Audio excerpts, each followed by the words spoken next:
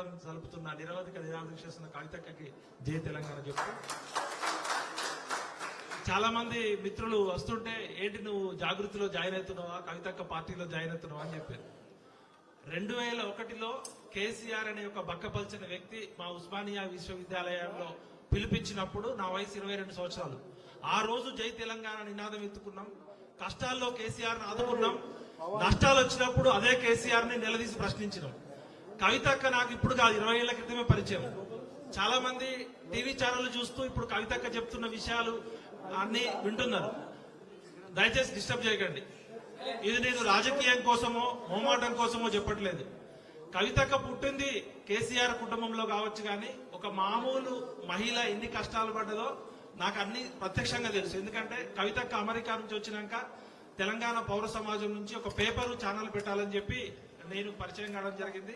ఆ కష్టాలు నష్టాలు అన్ని తర్వాత చెప్తా. గానీ ఈ రోజు నేను ఇక్కడికి రావడానికి ప్రధాన కారణం కేసీఆర్ కూతురుగా తాను రాజకీయాల్లోకి రావచ్చు, తెలంగాణ జాగృతిగా మనం పరిచయం కావచ్చు, బతుకమ్మగా పరిచయం కావచ్చు. కానీ ఈ రోజు తెలంగాణ కష్టాల్లో ఉంటే ఏ రాజకీయ పార్టీ పోరాటం చేయకుండా ఓన్లీ నుమాయిష్, మన నాంపల్లిలో ఎగ్జిబిషన్ జరిగినట్టు ఎగ్జిబిషన్ కి పోయొచ్చినట్టు పోయేస్తున్నారు. నిన్న నేను 12 గంటలకి ఖమ్మం చేరుకొని అక్కడ దీక్షా శిబిరం దగ్గర గానీ అంబేద్కర్ భవన్ దగ్గర ఉంటే, నేను ఒక మామూలు మధ్యతరగతి కుటుంబంలో పుట్టి నాకు కూడా సొంత ఇల్లు లేదు. అలాంటి నేనే ఒక 5-6 గంటలు అక్కడ ఉండలేకపోయినా. ఇంతింతలావు దద్దులు, విపరీతమైన మురుగు కంపు, అంటే అక్కడ కనీసం పీల్చడానికి కూడా అక్కడ గాలి కూడా సరైన లేదు. అలాంటి దగ్గర 24 అవర్స్ ఉండడమే కాకుండా అక్కడ బాధితులు మాట్లాడిన విషయాలు చూస్తే మనము స్వాతంత్ర భారతదేశంలో ఉన్నామా, గొర్రెలు బర్రెలు లాగా వాళ్ళని గొడ్ల కొట్టల్లో తొలినట్టు తోలేరు. నాకే బాధ అనిపించింది. అలాంటిది అక్క మీకు హ్యాట్స్ ఆఫ్. రాజకీయాలు సమాజం ఏమనుకుంటే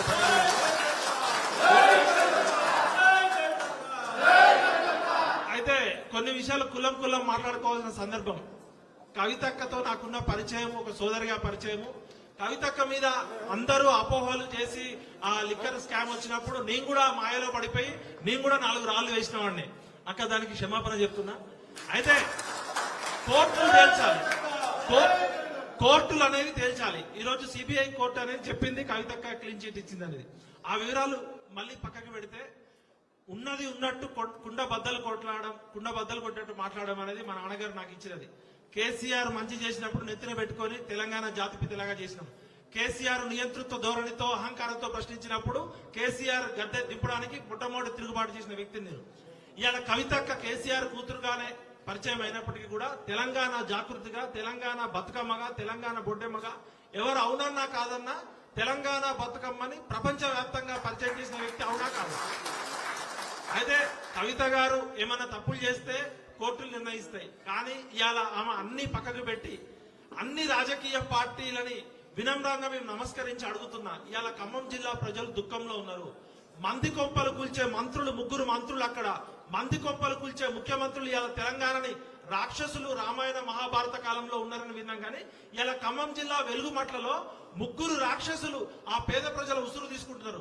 అలాంటి సమయంలో ఏ రాజకీయ పార్టీ చేయలేని సాహసం ఒక కవితక్క ఆడబిడ్డగా అక్కడికి వెళ్ళి చేసింది. దూత్ కా దూత్, పానీ కా పానీ. కవితక్క మంచి చేస్తే నెత్తిన పెట్టుకున్నాం, కవితక్క తప్పు చేస్తే బరాబర్ అడుగుతాం. కాబట్టి కవితక్క ఈ రోజు ఇక్కడ ఒక జాగృతి పార్టీలో జాయిన్ కావడానికో, జాగృతి సంస్థలో జాయిన్ కావడానికో, కవితక్క డప్పు కొట్టడానికో నేను ఇక్కడ రాలే. కవితక్క మంచి పని చేస్తుందని నా హృదయపూర్వకంగా నమ్మి ఇక్కడికి రావడం నా బాధ్యత కాబట్టి వచ్చాను. చాలా మంది మా జర్నలిస్ట్ మిత్రులు, లేకపోతే కేసీఆర్ కుటుంబాన్ని వ్యతిరేకించే మిత్రులు, లేకపోతే కవితక్క అంటే పడనోళ్ళు చాలా మంది బిడ్డలు కూడా అమ్ముడు పోయిండు, ఇంకా ట్రోలింగ్ స్టార్ట్ చేస్తారు. మీరు ఎవరేమనుకో అనుకోండి భయ్, నా మనస్సాక్షికి నేను సాక్ష్యం. ఒకటే చెప్తున్నా, మోహరించిన సైన్యాలనైనా ఆపవచ్చు కానీ ముహూర్తం ఆసనమైన ఆలోచనలు ఎవరూ ఆపలేరు. ఈ రోజు తెలంగాణ ప్రమాదంలో ఉంది, తెలంగాణ ఆపదలో ఉంది. మనందరం చేయలేని ఒక సాహసమైన ప్రక్రియ 24 గంటల పాటు ఖమ్మంలో ఉండి చుక్క నీరు కూడా ముక్కకుండా నిరవధిక నిరాదీక్ష చేస్తున్న కవితకు జేజే అని చెప్తూ, మా అన్న విశారదన్ మహారాజ్ ఎక్కడున్నాడో ప్రభుత్వం ఇమీడియట్ గా చెప్పాలి. తెల్లవారుజామున 3 గంటల నుంచి పోలీసులు, ఒక 100 మంది పోలీసులు నిద్రలో ఉంటే ఒక గాజా మీదనో ఒక ఇజ్రాయిల్ పాలస్తీనా మీద పడినట్టు 5 గంటలకి మగ పోలీసులు లేకుండా అమానుషంగా ఒక ఆడబిడ్డని ఈడ్చుకుపోయారు. ఇప్పుడు విశారదన్ మహారాజ్ గారి ఆరోగ్యం పరిస్థితి బాగాలేదు. విశారదన్ మహారాజ్ గారిని ఎత్తుకపోయి దాదాపు 5-6 గంటలు అవుతుంది. ఇంతవరకు పోలీస్ డిపార్ట్మెంట్ నుంచి ఎటువంటి ఇన్ఫర్మేషన్ లేదు. ఆయన ఆరోగ్యం బాగాలేదు. ఆయన ఇప్పటికే 10,000 కిలోమీటర్లు 50,000 కిలోమీటర్లు యాత్ర చేసిండు. నిన్నటి నుంచి పచ్చి నీళ్లు కూడా ముట్టుకోలేదు. కాబట్టి విశారదన్ మహారాజు గారు ఆచూకీ చెప్పాలని ఇమీడియట్ గా నేను తెలంగాణ పౌర సమాజం నుంచి డిమాండ్ చేస్తూ, ఇక వెలుగుమట్ల విషయానికి వచ్చినప్పుడు ఒక జర్నలిస్ట్ గా, ఒక అనలిస్ట్ గా వాస్తవాలు చెప్పడం నా ప్రధాన ఉద్దేశం. ఇవాళ భారత రాజ్యాంగం మీద ప్రమాణం చేసి మనం అందరం కూడా ప్రభుత్వాలను నడుపుతున్నాం. భారతదేశ ప్రజలమైన మాకు మేముగా సమర్పించుకున్న ఈ భారత రాజ్యాంగ ప్రవేశిక పీఠిక భారతదేశానికి ఆత్మ వంటిది. ఈ ఆత్మ ఏం చెప్తుందంటే, భారతదేశ ప్రజలైన 150 కోట్ల మందికి స్వేచ్ఛ, సమానత్వము, స్వాతంత్రము, రాజకీయ ఆర్థిక సమానత్వం కల్పిస్తుంది. కుల మత వర్గ భేదాలు లేకుండా, పేద ధనిక భేదాలు లేకుండా ప్రజలందరికీ సామాజిక న్యాయము, ఆర్థిక న్యాయము, విద్య, సామాజిక న్యాయం కల్పిస్తుందని రాజ్యాంగ ప్రవేశిక పీఠిక చెప్తుంది. మరి అలా ఖమ్మం జిల్లాలో రాజ్యాంగం అమలు అవుతుందా లేదా అనేది చూస్తే 1954లో కల్వల రాజారాం అనే వ్యక్తి 62 ఎకరాల భూమి లేని నిరుపేదలకి భూదానం చేసిండు. ఇలా మనకి దానాలు తెలుసు, భూదానము, అన్నదానము, విద్యాదానము, కన్యాదానము. 1954లో 62 ఎకరాల భూమి లేని నిరుపేదల కోసం భూమి ఇస్తే 78 సంవత్సరాల స్వతంత్ర భారతావనంలో ఈ ఖమ్మం జిల్లా ప్రభుత్వానికి, తెలంగాణ ప్రభుత్వానికి, ఆంధ్రప్రదేశ్ ప్రభుత్వానికి పేదలే దొరకలేదు. అంటే నిరుపేదల కోసం భూమి దానం చేస్తే ఇంతవరకు ఆ భూమిని సవ్యంగా పంచలేదంటే రాజ్యాంగం విఫలమైంది. ఒకవైపు రాహుల్ గాంధీ గారు రాజ్యాంగం పట్టుకొని కాశ్మీర్ నుంచి కన్యాకుమారి వరకు తిరుగుతారు, జోడో యాత్ర, న్యాయ యాత్ర అని చెప్పి. కానీ రాజ్యాంగాన్ని రేవంత్ రెడ్డి ప్రభుత్వం ఫైనాన్షియల్ గ్యాంగ్ రేప్ చేస్తుంది, రాజ్యాంగాన్ని డిస్ట్రాయ్ చేస్తుంది. We are shame on you mister Rahul Gandhi, we are shame on you madam Soniaji, Priyankaji, we are shame on you. మీకు ఎందుకు సపోర్ట్ చేసినాం? కేసీఆర్ గారు నియంతృత్వ పాలన చేస్తుండు, అవినీతి పాలన చేస్తుండు, ప్రజాస్వామ్య విలువలను తుంగలో తొక్కుతుండని చెప్పి రాహుల్ గాంధీ గారిని నమ్మి మేము 31 నియోజకవర్గాల్లో సోనియా గాంధీ గారి దూత అయినటువంటి దాస్ మున్షి, ప్రియరంజన్ దాస్ మున్షి భార్య దీపా దాస్ మున్షి గారు, ఇప్పుడున్న కాంగ్రెస్ ఇన్ఛార్జి ఆమె మన మేడం మీనాక్షి నటరాజన్ గారు, Congress working committee member doctor Ajay Kumar గారు, వీళ్ళు ముగ్గురు మా ఇంటికి వచ్చి బతిలాడారు. ఎట్టి పరిస్థితుల్లో తెలంగాణ పౌర సమాజం నుంచి మీరు సపోర్ట్ చేయాలని చెప్పి వాళ్ళు ఎన్నో హామీలు ఇచ్చారు, మేనిఫెస్టోని తుంగలో తొక్కిరు. వాళ్ళు చెప్పకుండా ఇచ్చిన హామీ ఏమంటే ప్రజాస్వామ్య హక్కుల పరిరక్షణ అని చెప్తున్నారు. ఇవాళ కవిత గారి మీద, విశారద మహారాజుల మీద జరిగిన దాడి ప్రజాస్వామ్యానికి సిగ్గుచేటు. ఆడ పోలీసులు లేకుండా అర్ధరాత్రి తెల్లవారుజామున ఎటువంటి మానవీయ విలువలు లేకుండా బర్రెల్ని గొర్రెల్ని ఎత్తుకపోయారు. అదృష్టవశాత్తు నేను తుడిలో తప్పించుకొని ఇక్కడికి రాగలిగిన. ఇవాళ ఖమ్మం జిల్లా బ్లీడింగ్ అవుతుంది. 3 ముండమోపి మంత్రులు ఉన్నారు అక్కడ. ఇవాళ రేవంత్ రెడ్డి విగ్రహాలు పెడతా అంటుండు కదా, ఖమ్మం జిల్లా ప్రజలు ఏమని పెడుతున్నారు అంటే మంది కొంపలు కూల్చే ముఖ్యమంత్రి విగ్రహం పెట్టాలంటున్నారు. మంది కొంపలు కూల్చే మంత్రులు ఉంటే ఎంత, ఊడితే ఎంత. ఇవాళ పొంగులేటి శ్రీనివాసరెడ్డి అనే కాంట్రాక్టరు, ఆయన ఏ పార్టీ మారితే ఆ పార్టీ మారుతున్నాడు. పొంగులేటి శ్రీనివాసరావు నాకు పర్సనల్ గా బాగా క్లోజే, తుమ్మల నాకు పర్సనల్ గా క్లోజే. మీ అనుభవం ఏడికిపోయింది తుమ్మల నాగేశ్వరరావు గారు? పేద ప్రజలు, కల్వల రాజారాం అనే వ్యక్తి పేద ప్రజలకు దానం చేసిన భూమిని మీరు ఎందుకు ఎక్కబడుతున్నారు గద్దల్లాగా? కొన్ని విషయాలు నేను రాజ్యాంగ పరంగా మాట్లాడదలుచుకున్నా. ఆయన collector Anudeep Durishetti IAS all India topper అట. వెలుగుమట్ల విషయంలో జిల్లా కలెక్టర్ పేద ప్రజలకు అందించిన రాజ్యాంగ హక్కును పాటించడంలో విఫలమయ్యాడు మరియు ప్రాథమిక హక్కులను ఉల్లంఘించాడు. మంత్రుల ఆదేశాలను పాటించాడు. ప్రాథమికంగా భూములు అనేవి ప్రభుత్వానికి లేదా ప్రైవేటు వ్యక్తులకు చెందినవి కావు. అవి పేదల కోసం పనిచేసే ఒక ట్రస్ట్ కు చెందినవి. అవేమన్నా అభ్యంతరం చెప్తే భూదాన్ ట్రస్ట్ బోర్డు అభ్యంతరం చెప్పాలి. భూదాన్ ట్రస్ట్ బోర్డు ఎటువంటి అభ్యంతరం లేకుండా మొత్తం భూమి విస్తీర్ణం 62 ఎకరాలు, కానీ పేద ప్రజల నుండి 32 ఎకరాల భూమిని బలవంతంగా స్వాధీనం చేసుకున్నాడు. మిగతా 30 ఎకరాల గురించి ఆయన మాట్లాడాడు. ఎందుకంటే మిగతా 30 ఎకరాల్లో పొంగులేటి బంధువులు ఉన్నారట, తుమ్మల బంధువులు ఉన్నారట, మంత్రుల బంధువులు ఉన్నారట. రాజ్యాంగం యొక్క ప్రాథమిక హక్కును ఉల్లంఘించడం తప్ప మరొకటి కాదు. ఆ భూమి ప్రభుత్వానికి లేదా ప్రైవేటుకు చెందినది కాదు, పేద ప్రజల కోసం చేసినది. భూదాన్లోని అనేక భూములు 28,000 ఎకరాల భూమి తెలియని వ్యక్తులు ఆక్రమించారు. వాటిలో ఎక్కువ భాగం వ్యవసాయ భూములు. ఇక్కడ ఏం చెప్తున్నారంటే ఈ వెలుగుమట్ల సంఘటన అనేది ఒక చిన్న సంఘటనగా చూడొద్దు. నేను ఇవాళ అన్ని పక్కకు పెట్టి, ఇగో ప్రాబ్లమ్స్ అన్నట్టు అన్ని పక్కకు పెట్టి, ఎవరు ఏమనుకున్నా పక్కకు పెట్టి ఇవాళ నేను ఇక్కడికి రావడానికి ప్రధాన కారణం మీ ద్వారా మొత్తం నేషనల్ మీడియాకి తెలవాలి. ఇక్కడ రాజ్యాంగాన్ని కూని చేస్తున్నారు, ప్రజాస్వామ్యాన్ని కూని చేస్తున్నారు. ఈ సంఘటన ఒక చిన్న ఖమ్మం జిల్లాకి పరిమితమైన వివాదం కాదు. వెలుగుమట్లలో జరిగిన ఘటన మొత్తం రాజ్యాంగ హక్కుల ఉల్లంఘన, భూ సంస్కరణల ఉల్లంఘన, పరిపాలనలో నిష్పక్షపాతం లేదనే 3 కోణాల్లో చూసే ఒక ప్రజాస్వామ్య సమస్య తెలంగాణ ప్రమాదంలో ఉంది. తెలంగాణలో డెమోక్రసీ లేదని చెప్పడానికి ఈ సంఘటన నేను ఒక జర్నలిజం స్కాలర్ గా ఎనాలిసిస్ చేస్తున్నాను. భూదాన్ ఉద్యమం యొక్క చరిత్ర మామూలుది కాదు. ఆచార్య వినోబా భావే గారు 1950లో ప్రారంభించిన ఉద్యమ లక్ష్యం ఏంటంటే భూమి లేని నిరుపేదలకు భూమిని పంచడం, గ్రామీణ నిరుపేదలకి సమానత్వం కల్పించడం. భూమి దానం చేయడం అంటే స్వచ్ఛందంగా సామాజిక న్యాయం చేయడం. అంటే ఈ భూములు ఒక సాధారణ ప్రభుత్వ ఆస్తి కాదు, ఇది సామాజిక న్యాయ ఉద్యమ ఫలితం. ఆ రోజు మహాత్మా గాంధీ గారు చేసిన పోరాట ఫలితం.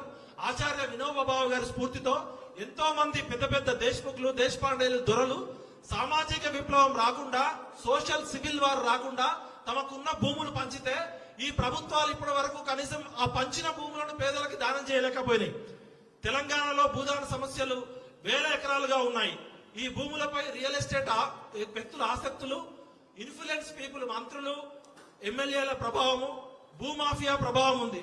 వెలుగుమట్లలో జరిగిన ఘటన మొత్తం 62 ఎకరాలలో ఉన్న 32 ఎకరాల్లో పేద ప్రజల మీద బుల్డోజర్లు పంపించి అర్ధరాత్రి పోలీసులు పంపించి దాడి చేశారు. మరి తుమ్మల నాగేశ్వర బంధువుల భూమి మీద గాని, పొంగులేటి బంధువుల భూమి మీద గాని, మిగతా మంత్రుల భూములు, ఎమ్మెల్యే భూములు 30 ఎకరాలు ఉన్నాయని చెప్తున్నారు. ఇగో మొత్తం నేను రీసెర్చ్ చేసి పట్టుకొస్తున్నాను. నేను మాట్లాడేది ఏమైనా తప్పంటే నన్ను ఉరిదీయండి. ఇది మొత్తం 62 ఎకరాలలో 30 ఎకరాలు. అక్కగారు మీకు రీసెర్చ్ చేసి చూస్తున్నా, ఒకసారి కెమెరా జూమ్ చేయండి. ఆ మిగతా 31 ఎకరాలలో ఇది ఇప్పటికీ కూడా భూభారతిలో భూదాన్ భూమికి సంబంధించిందని ఉంది. ఉదాహరణకు సర్వే నెంబర్ ఇది 149, ఖమ్మం అర్బన్ మండలం, వెలుగుమట్ల గ్రామం, దగ్గుల నాగమణి అనే వ్యక్తి పేరు మీద ఉంది. 5 ఎకరాలు ఉంది. ఈ దగ్గుల నాగమణి అనే పేరు మీద భూదాన్ భూమి 5 ఎకరాలు ఉంటే కలెక్టర్ గారు ఏం మాట్లాడరు. అదేవిధంగా ఇట్లా మొత్తం చెప్పుకుంటా పోతే 31 ఎకరాలు. ఇంకొకరు ఎవరు, ఊటుకూరి జలజారాణి, ఈమె పేరు మీద ఎకరం బాగుంది. మరి వీళ్ళు సక్రమము, పేదల అక్రమమా? అదేవిధంగా చెలమల శెట్టి నళిని, ఈమె పేరు మీద ఎకరంన్నర ఉంది. అదేవిధంగా బోనాల అంబాప్రసాద్ ఎకరం ఉంది. వీళ్ళంతా ఎవరు? తుమ్మల నాగేశ్వరరావు బంధువుల, పొంగులేటి బంధువుల, రాజ్యాంగానికి అతీతమైన శక్తుల? బోనాల రామకృష్ణ 2 ఎకరాలు. ఇలా చెప్పుకుంటూ పోతే మొత్తం అన్ని రికార్డ్స్ తోటి ఇక్కడ రేవంత్ రెడ్డి ఫోటో ఉంది, ఇక్కడ పొంగులేటి ఫోటో ఉంది. మీ ప్రభుత్వం ఇచ్చిన డేటానే 62 ఎకరాలు భూదాన్లో ఉంది. ఈ 147, 148, 149 సర్వేలలో 30 ఎకరాలేమో పేదలు అన్యాయంగా ఆక్రమించుకున్నారని బుల్డోజర్లు పంపించినావు. మరి ఈ 30 ఎకరాల సంగతి ఏంటంటే ఇక్కడ అసలు కథ ఏంటంటే, నేను కూడా ఖమ్మం జిల్లా, అక్కడ ఉన్న వాస్తవ పరిస్థితి ఏంటంటే 10 సంవత్సరాల క్రితం ఆ భూమి ఖమ్మం టౌన్ కి దూరంగా ఉంది. తొండలు గుడ్లు పెట్టని ఊరులాగా, ఒక గుట్టలాగా ఉంది. అప్పుడు పేద ప్రజలు పాపం కరెంటు లేకుండా, నీళ్లు లేకుండా 8 సంవత్సరాల నుంచి ఉంటున్నారంటే అంతకన్నా పేదరికానికి అర్హత ఏంటి? ఈ రోజు కరెంటు లేకుండా ఎవరైనా ఉండగలరా? మొబైల్ ఫోన్ లేకుండా ఉండగలరా? అలాంటిది దాదాపు 10 సంవత్సరాల నుంచి ప్రభుత్వం కరెంట్ ఇవ్వకపోయినా, తాగునీటి సౌకర్యం ఇవ్వకపోయినా, రవాణా సౌకర్యం ఇవ్వకపోయినా కూడా ఎటువంటి దిక్కులేని అనాథల్లాగా వాళ్ళు తమ సొంత డబ్బులతోటి పాములు కరుస్తున్నా, తేళ్లున్నా కూడా ఆ గుట్టని బాగు చేసుకొని ఎటువంటి దిక్కులేని అనాథల్లాగా ఉంటున్నారు. ఇలా ట్రైబల్ ఏరియాల్లో కూడా రాష్ట్రపతి పథకం కింద ట్రైబల్ ఏరియాలో కూడా కరెంటు తీగలు లేని ఏరియాలో కూడా సోలార్ కల్పించమని చెప్తుంది రాష్ట్రం. నార్త్ ఈస్ట్ స్టేట్స్ కు పోతే మనకి ఎక్కడైతే కరెంట్ ఇవ్వలేమో అక్కడ సోలార్ ఇస్తుంది. అటువంటి చోట ఖమ్మం పట్టణానికి ఆనుకొని ఉన్న వెలుగుమట్ల గ్రామంలో కరెంటు లేకుండా 10 సంవత్సరాల నుంచి ఉంటున్నారంటే ఇది నాగరిక సమాజానికి, ప్రజాస్వామ్యానికి సిగ్గుచేటు. We are shame on this democracy. ఎందుకంటే భారత రాజ్యాంగమేమో ప్రజలందరికీ సమాన హక్కులు కల్పిస్తామని చెప్తుంది. ఖమ్మం కలెక్టరేట్ పక్కనే, కలెక్టరేట్ నీడలో ఉన్న ఈ పేద ప్రజలు అక్కడ ఉన్నప్పుడు ఆ భూమికి విలువ రాలే. ఎప్పుడైతే కలెక్టరేట్ అక్కడికి వచ్చిందో ఆ కలెక్టరేట్ చుట్టుపక్కల ఎవరు, మన టిఆర్ఎస్ లో మంత్రిగా ఉన్నాడు పువ్వాడ అజయ్ కుమార్ గారికి 100 ఎకరాలు ఉన్నాయి, పొంగులేటి శ్రీనివాసరెడ్డి గారికి 100 ఎకరాలు ఉన్నాయి, మంత్రులకి 100 ఎకరాలు ఉన్నాయి, రియల్ ఎస్టేట్ మాఫియాకి 100 ఎకరాలు ఉన్నాయి. మరి ఈ 60 ఎకరాల మీద ఇప్పుడే ఎందుకు మీకు ప్రేమ వచ్చింది? 10 సంవత్సరాల నుంచి ఎందుకు ప్రేమ రాలేదంటే ఇప్పుడు అక్కడ కలెక్టర్ అనుదీప్ దురిశెట్టి చెప్పినట్టే ఈ 30 ఎకరాల విలువ 250 కోట్లు. అంటే ఈ 250 కోట్ల విలువైన భూమిలో పేద ప్రజలు ఉండడం వాళ్ళకి ఇష్టం లేదు. కూలీ నాలి చేసుకొని కష్టం చేసుకునే ప్రజలు అక్కడ కలెక్టరేట్ దగ్గర ఎట్లుంటారు? ఈ కూలీ నాలి చేసుకునేటోళ్ళు. అది ఖమ్మంకి ఇప్పుడు బంజారా హిల్స్ అంత కాస్ట్లీ అయింది. అక్కడ 100 నుంచి 150 ఎకరాలు ఒక మంత్రికి ఉంది, 100 నుంచి 150 ఎకరాలు ఒక పొలిటీషియన్ ఉంది. వాళ్ళ రియల్ ఎస్టేట్ భూములకి ధరలు వస్తాయి. ఇక్కడ ఎకరం 5 కోట్ల నుంచి 10 కోట్లు పలుకుతుంది. ఈ కూలీ నాలి చేసుకునేటోళ్ళు, పాసి పనులు చేసుకునేటోళ్ళు, పొద్దున్న లేస్తే హోటల్లో పనిచేసేటోళ్ళు ఇక్కడ ఉంటే, అంబానీ ఇంటి పక్కన స్లమ్ ఉంటే ఎట్లుంటది అన్నట్టు ఈ నడమంత్రపు సిరొచ్చిన ఈ పొంగులేటి శ్రీనివాసరెడ్డి, ఆ పువ్వాడ అజయ్ కుమార్, లేకపోతే ఈ తుమ్మల అనుచరులు ఈ పేద ప్రజలను అక్కడ నుంచి పంపించాలనే కుట్రతోటి అక్కడ ఈ రాక్షసులు బుల్డోజర్లు పంపించారు. అంటే పేద ప్రజలు అక్కడ ఉండడం అంటే మానవత్వానికి, నాగరిక సమాజానికి సిగ్గుచేటు. Mister Rahul Gandhi, we are demanding you immediately change this cabinet, otherwise we will start revolution Janji from Telangana only. ఎందుకంటే నువ్వు చెప్పేదేమో శ్రీరంగ నూతులు. మీ అమ్మ సోనియా గాంధీ గారి మీద గౌరవంతో, మీరు రాజ్యాంగాన్ని పరిరక్షిస్తారనే గౌరవంతో మేము కాంగ్రెస్ పార్టీని అధికారంలోకి తీసుకొస్తే, కాంగ్రెస్ పార్టీ అధికారంలోకి వచ్చిన దగ్గర నుంచి కళ్ళెమ్మటి చుక్కలు వెలుగు మట్లలో చీకటి మట్ల అయిపోయింది, కన్నీటి బొట్లు అవుతున్నాయి. ఈ వెలుగు మట్లలో దాపరించిన చీకట్లు తెలంగాణ సమాజం మొత్తానికి ఒక గుణపాఠం. ఎందుకంటే ఈ రోజు వెలుగు మట్టలో జరిగింది, రేపు ఇంకో చోట జరుగుతుంది. కాబట్టి కవితక్క గారు, మీరు ప్రజాస్వామ్య స్ఫూర్తితో రాజకీయాలకు అతీతంగా, ఇగో ప్రాబ్లమ్స్ కి అతీతంగా అందరినీ కలుపుకోవాలని చెప్పి నేను సందేశం ఇచ్చారు. అందుకనే నేను ఇక్కడికి రావడం జరిగింది. విశారదన్ మహారాజా అనేట ఆయన మా నాన్నగారితో, ఆయన టీనేజ్ లో ఉన్నప్పటి నుంచి మా నాన్నగారితో కలిసి పనిచేసిండు. విశారదన్ మహారాజు నాకు బాబాయ్ లాంటోడు. రాజ్యాంగ పరిరక్షణ కోసం ఒక దళిత కుటుంబంలో పుట్టినా కూడా ప్రాణాలకు తెగించి వేల కిలోమీటర్లు, లక్షల కిలోమీటర్లు ఆయన చేస్తున్నాడు, ఆరోగ్యం బాగాలేకపోయినా. అటువంటి వారితో కలిసి కవితక్క ఇవాళ చేస్తుందంటేనే ఆమె ఎటువంటి ఈగో ప్రాబ్లమ్స్ లేకుండా, రాజకీయాలు ఆలోచించకుండా విశారదన్ మహారాజ్ చేస్తున్న న్యాయ పోరాటానికి ఒక ఆడబిడ్డగా, ఆ రోజు కుమ్మెరలో ఒక చాకలి వాళ్ళ అమ్మాయికి ఏ విధంగా అయితే అన్యాయం జరిగితే అక్క డీజీపీ దగ్గరికి వెళ్ళింది, అదే విధంగా విశారదన్ మహారాజ్ తో కలిసి నిన్నటి నుంచి ఖమ్మం జిల్లా చరిత్రలో ఎవరూ చేయనటువంటి పోరాటం చేసింది. దానికి నేను కూడా గర్వపడుతున్నాను. నేను ఇక్కడికి వచ్చింది ఎవరినో పొగడానికో, ఎవరినో నిందించడానికి కాదు. న్యాయం, ధర్మం, చట్టం మీ పోరాటంలో ఉంది, మీ పోరాటంలో నైతికత ఉంది. కాబట్టి Dharma Samaj party, BC, SC, ST, JAC, Telangana Jagruthi ఇవాళ తెలంగాణ పేద ప్రజల ఉసురు పోసుకుంటున్న, మంది కొప్పలు కూల్చుతున్న రేవంత్ రెడ్డి ప్రభుత్వం కూలిపోవాలి. మార్పు వద్దు, మాకు నీ మార్పు వద్దు, నీ కాంగ్రెస్ వద్దు. మంది కొప్పలు కూల్చుతున్న 3 మంత్రులు సిగ్గుచేటు. మీరు పేద ప్రజలకి భూమి దానం చేస్తే పాపం దిక్కులేని పేద ప్రజల దగ్గర మీరు వీరముష్టి అడుగుకుంటున్నారు. మీరు వీరముష్టి మంత్రులు ముగ్గురు పేరుకి ఒక్కొక్కరు సీనియర్లు. తుమ్మల నాగేశ్వరరావు అనుభవం, ఆయన నా వయసు 47 ఏళ్ళు, నీ పుట్టక ముందు నుంచే మంత్రి. టీడీపీలో ఆయనే మంత్రి, కాంగ్రెస్ లో ఆయనే మంత్రి, టీఆర్ఎస్ లో ఆయనే మంత్రి. రేపు పొద్దున ఇంకేదన్నా పార్టీ వస్తే ఆ పార్టీలో కూడా జాయిన్ అవుతారు. సిగ్గుండా తుమ్మల నాగేశ్వరరావు గారు, మీకు వయసు ఉంది కానీ కనీసం సోయలేదా నీకు? నువ్వు ఒక రైతు కుటుంబం నుంచి ఒక ట్రాక్టర్ డ్రైవర్ గా వచ్చినావు కదా, పరిపాలన అనుభవం ఉందని చెప్తున్నావు కదా. ఇవాళ నువ్వు అప్పుడు దుబాయ్ పోయినావు, మరి ఇన్ని రోజులైంది సంఘటన జరిగి, కనీసం అక్కడికి ఎందుకు రాలేదు మిస్టర్ తుమ్మల నాగేశ్వరరావు గారు? నీ మీద, నీ అనుచరుల మీద ఆరోపణలు వస్తుంటే ఇంతవరకు ఎందుకు మౌనవ్రతం అంటిస్తున్నావు? అంటే మౌనం కూడా కుమ్మక్కు, కుట్ర. తుమ్మల నాగేశ్వరరావుకి కుట్రలో భాగం ఉంది కాబట్టి ఆయన మాట్లాడట్లేదు. అదేవిధంగా పొంగులేటి శ్రీనివాసరెడ్డి గారి జీవితం ఒక పాలు అమ్ముకునే వ్యక్తి నుంచి, ఒక చిన్న కాంట్రాక్టర్ నుంచి స్టార్ట్ అయింది. పాలు అమ్ముకునేటైనా 1000 కోట్లు సంపాదించవచ్చు, కానీ పేద ప్రజలకి నీడు లేక 100 గజాల స్థలం కోసం ఉంటే అక్కడ ఉండకూడదు. పువ్వాడ అజయ్ కుమార్ గారు, మీ అక్రమాలు మాకు తెలుసు, మేము ఖమ్మం జిల్లా బిడ్డ గుర్తు పెట్టుకోండి. మీ ముగ్గురు ఈ పేద ప్రజల ఉసురు తాగి, గరీబోళ్ళ ఉసురులో మీ గుండెల్లో గుణపాలు దించిన బిడ్డలారా ఏమనుకుంటున్నారు? ఇది ఒక కవితక్క పోరాటం కాదు, ఒక విశారదన్ పోరాటం కాదు. 4 కోట్ల తెలంగాణ పేద ప్రజల ఉసురు తల్లికొట్టుకుపోతారు ఏమనుకుంటున్నారు? అది అక్కడికి పోతే కన్నీళ్లు దుఃఖమవుతున్నాయి. ఇలా వెలుగు మట్టి సాక్షిగా నేను చెప్తున్నాక మీరు చేసే